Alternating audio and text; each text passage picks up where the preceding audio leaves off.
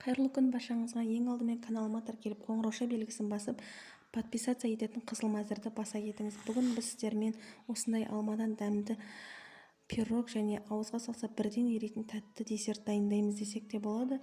Мен сіздерге бөлісейін деп шештім. Алдымен бізге осындай құрам қажет. Ол құрамның барлығын төменде описание бөліміне толықтай жазып кетемін. Ең алдымен бізге табамызға ситадан өткізілген 250 мг ұнымыз және оның үстіне дәл осындай бір шай қасық қопсытқыш разрыхитель керек болады. Содан соң мұздатқыштан салқын холодильнигімізден шыққан осындай 82% болмаса 70%, 70-тен 60-тан жоғары пайыздық сары май керек. Сары майды теркіден өткізсеңіз болады, болмаса мен сияқты пышақтың көмегімен жақалап турап салсаңыздар болады. Маған осылай пышақтың көмегімен турап салған өте ыңғайлы болды. Сондықтан пышақтың көмегімен турап дәл осы видеодағыдай салдым. Пышақтың көмегін турап сармаймызды салғаннан соң үстіне сикерімізді, қантымызды саламыз. Қантты салғаннан соң осылай қолдың көмегімен толықтай үгітілмелі масса болғанша бір келгі араластыра отырып араластырамыз.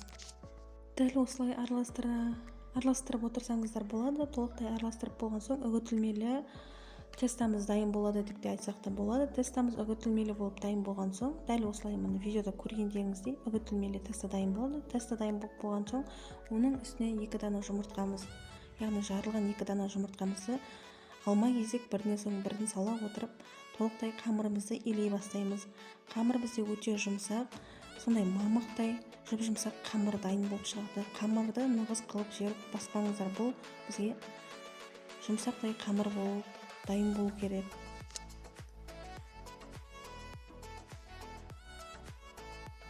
Дәл осылай жұп-жұмсақ болып қамырымыз иленгеннен соң, қамырымызды тоңазытқышқа, холодильникке 30 минутқа тындыруға жібереміз. Алдымен бір жарты кішкентай бөлігін кесіп, оны морозилкеге салып қойсаңыздар да болады. Себебі ол бізге қазір пирогымыздың үстіне теркіден өткізіп әсемдеуге керек болады. Тестамыз тоңазытқыштан тынып болып шыққаннан кейін жаңағы тестамызды осылай пирогты пісіретін табамызға қолымызбен нығыздап, бір жұқа бір қалың қылмай, кішкене орташа көлемде толықтай жайып аламыз дәл осы видеодағыдай.